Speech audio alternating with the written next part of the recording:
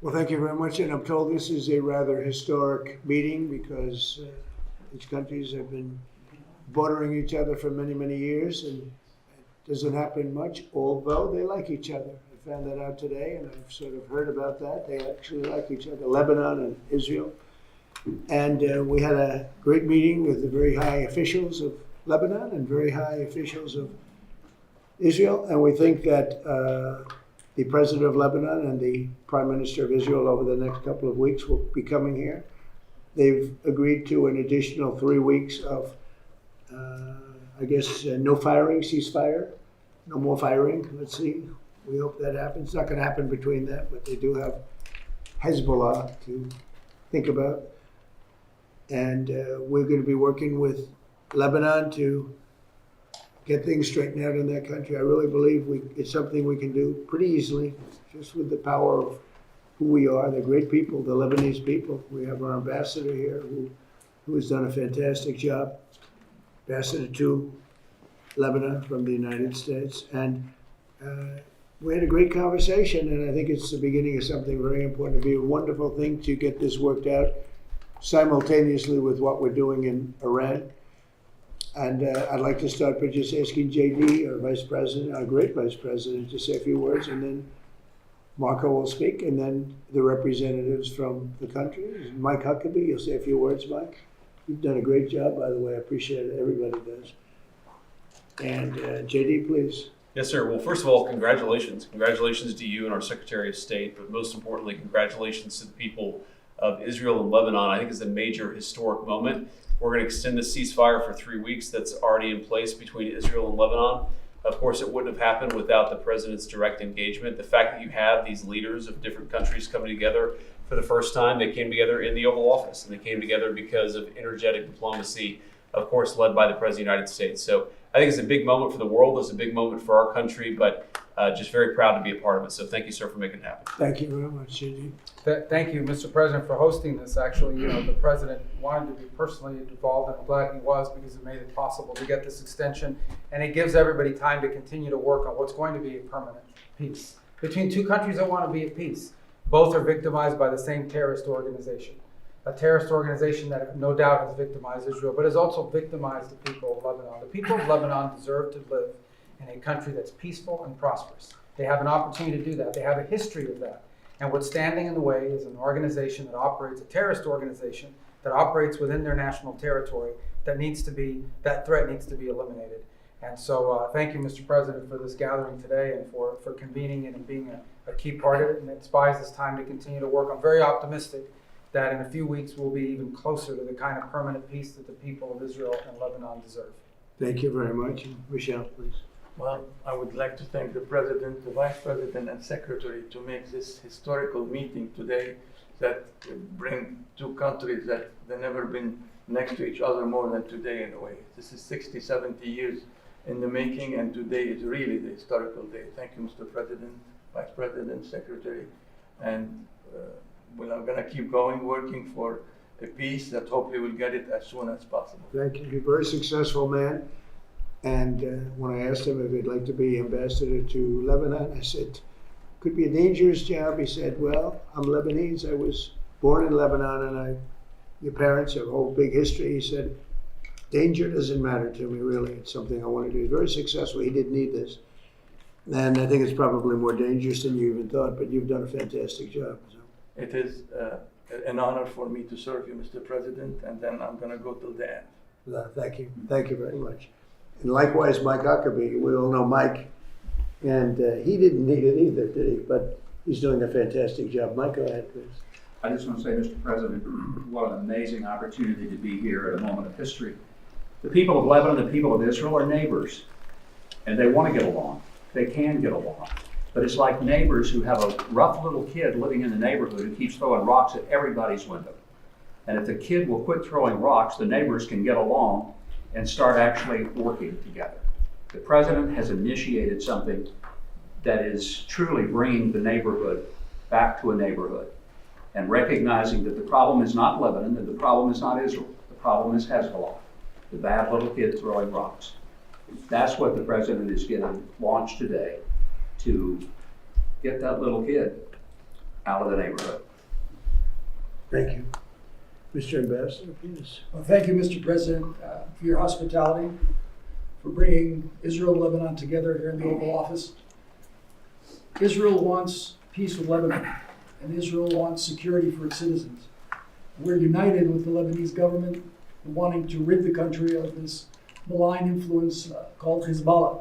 And now that, Mr. President, under your leadership, Iran has been so degraded, the possibility of degrading Hezbollah and liberating Lebanon from their occupation is real.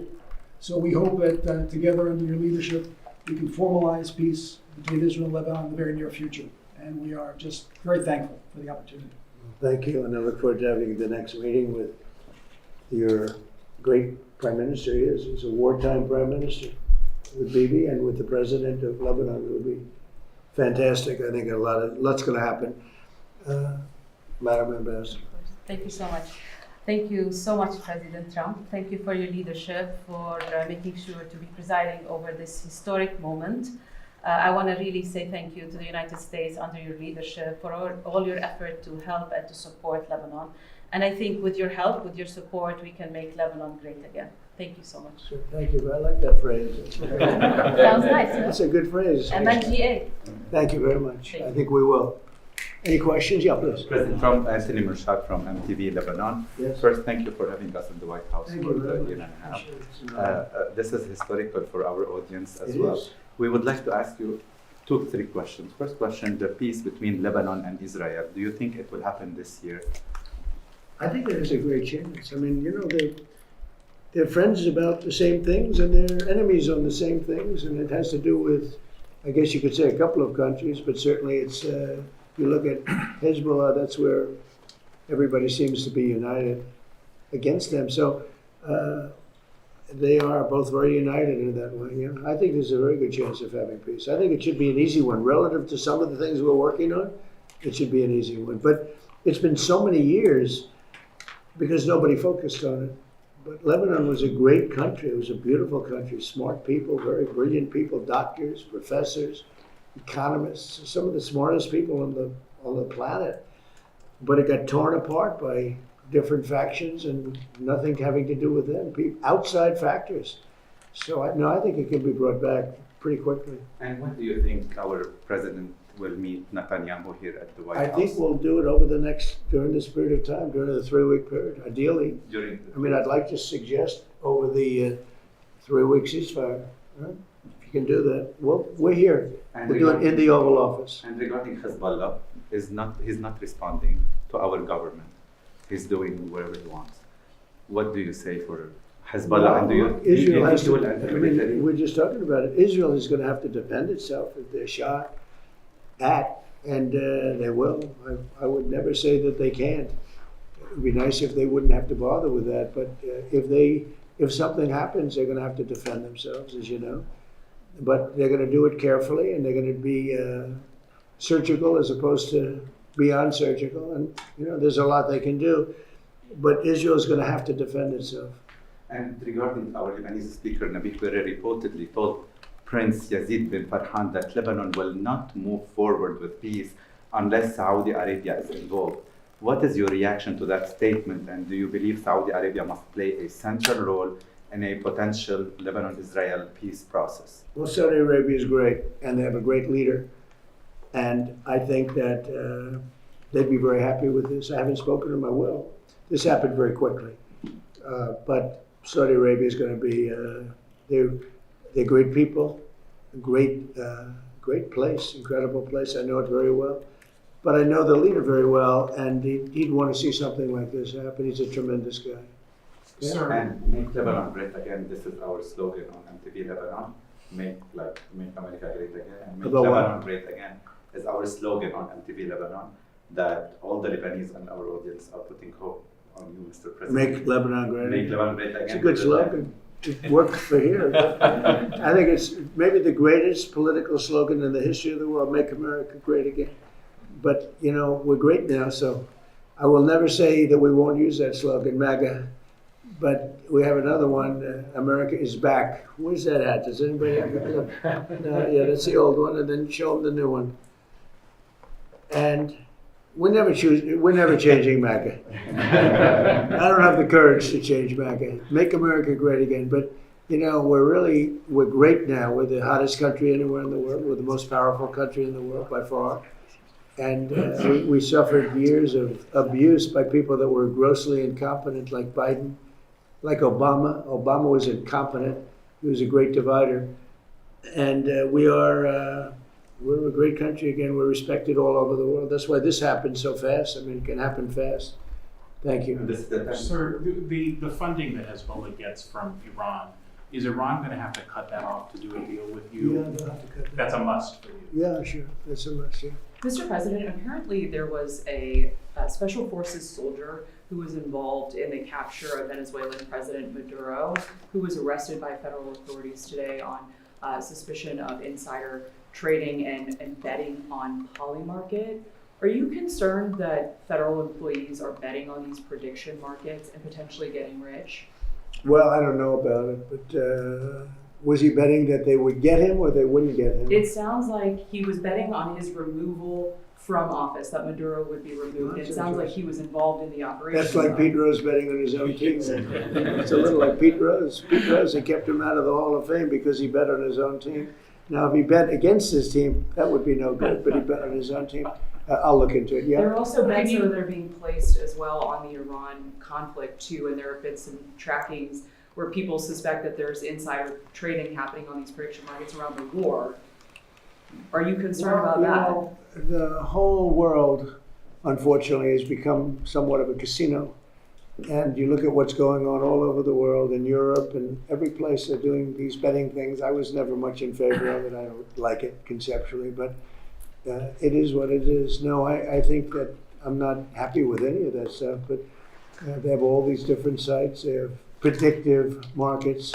It's a crazy world. It's a much different world than it was. Please. We talked about the Fed's renovation. Can someone other than the Justice Department find out the things you said you wanted to learn? Well, good. I mean, look, it's pretty easy. When you look with Jerome Too Late Pell, I have a real problem because he should have been lowering interest rates a long time ago.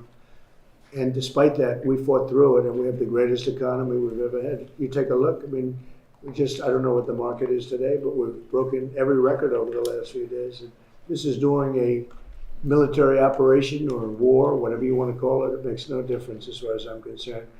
But we have this unbelievable economy. The S&P has a new record. The Dow is right at a new record. We already broke the record with the Dow. People said it wouldn't happen in 4 years. They said in 4 years it won't be able to be possible to break 50,000. We broke it with the Dow. And I'm actually a little bit surprised that we're breaking it constantly, even now, during this conflict. Because when we broke it, I called a lot of the people here. I called JD, I called Marco, I called Howard, I called Scott. I said, I hate to tell you fellas, but we have to do a little bit of a detour. We have to go to Iran and make sure they don't have a nuclear weapon. We had just broken every financial record. And the amazing thing is we continue to break them even during the war. Now, fuel went up, but I thought it would have gone up much more.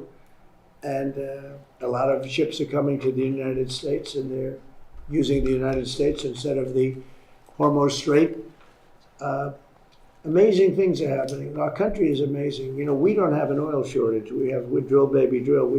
We are right now producing more oil than Saudi Arabia and Russia combined. Did you know that?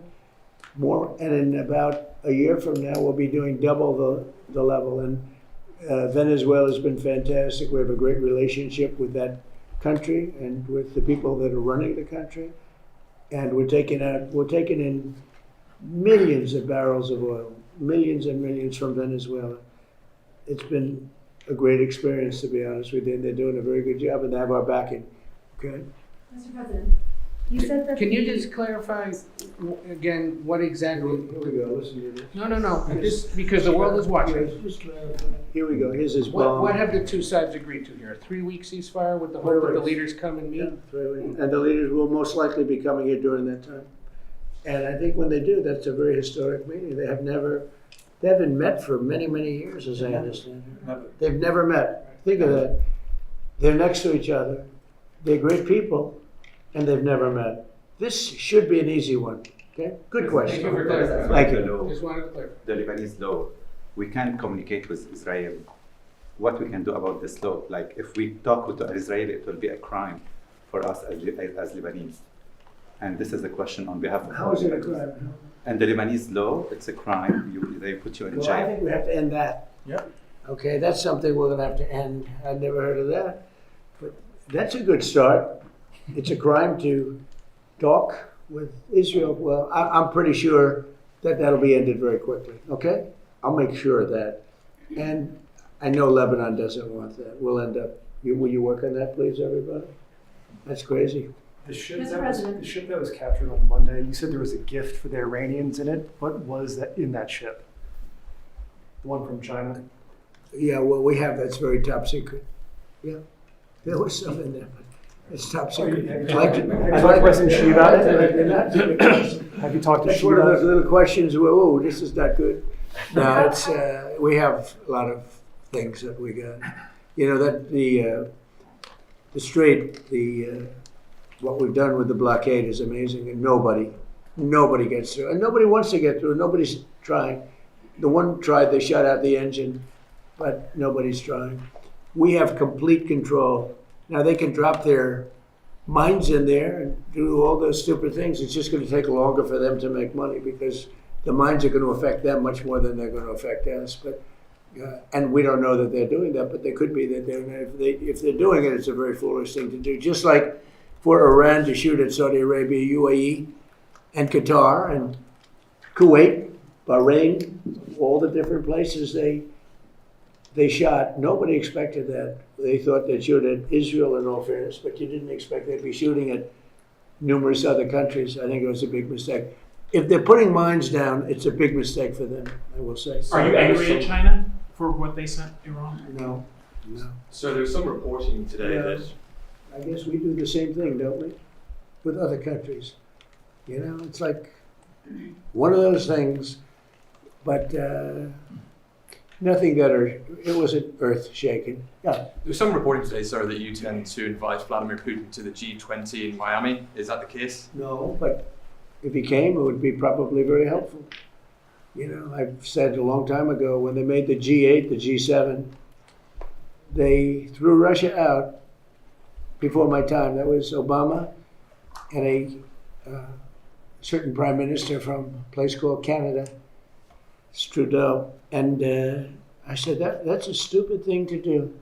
And I was right. You know, I go to these meetings of the G7, and about 90% of the meeting was talking about Russia and what's going on with Russia. And I said, why'd you throw them out? You know, if they didn't throw them out, they would have been much better off, in my opinion. You know, it should have been the G8.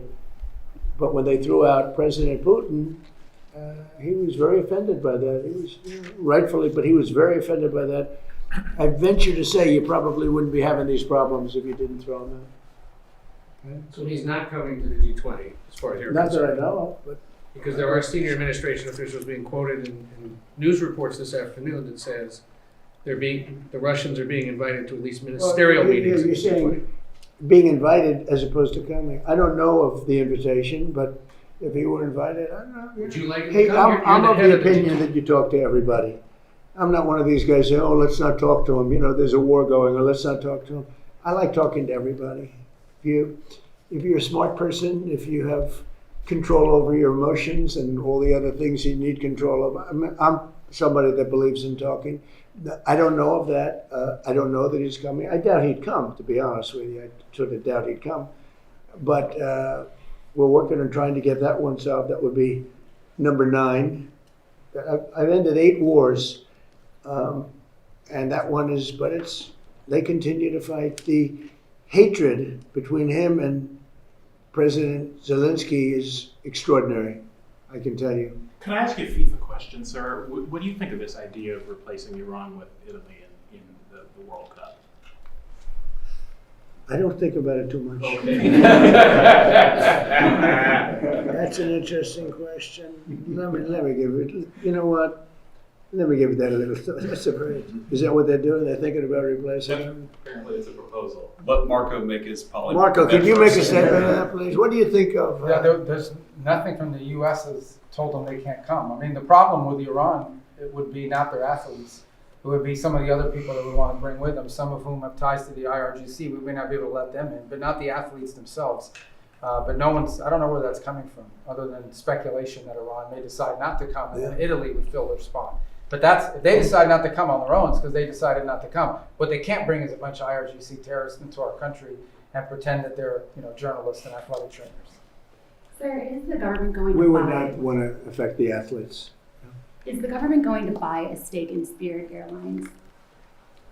So Spirit is an airline that's had some trouble. They were going to merge with People Express, or one of them, a number of years ago, and Barack Hussein Obama decided it was a bad idea. How did that work out? It's bad for both of them. That would have been a natural merger. Not United and American, but Spirit and the other. We're looking at helping them. We have 18,000 people that live in this country that are great people and great employees, and we're thinking about doing it, helping them out, and meaning bailing them out or buying it. I think we just buy it. We'd be getting it virtually debt-free. They have some good aircraft, they have good assets, and when the price of oil goes down, sell it for a profit. I'd love to be able to save those jobs. I'd love to be able to save an airline. I like having a lot of airlines, so it's competitive.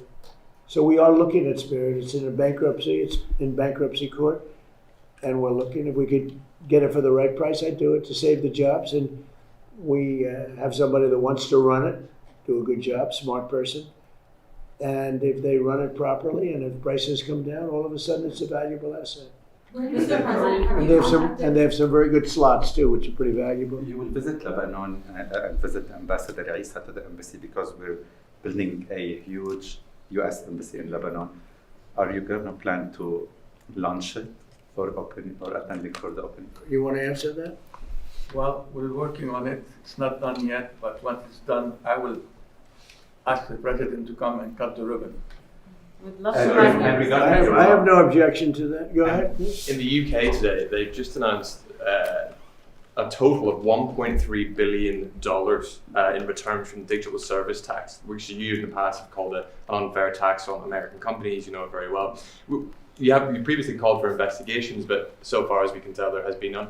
Would you call for that? So what tax is this? A digital service tax is the kind of nicknamed the tech tax or big tech tax that kind of. They're going to put a tax on basically American companies. It's already there, sir. Did you say the UK? Yes, sir. They made $1.3 billion last year. So is that something you would kind of investigate, call for it to be scrapped, have a look at? We don't like it when they target American companies, because basically you're talking about our great American companies. Whether we like those companies or don't like them, they're American companies, and they're the top companies in the world.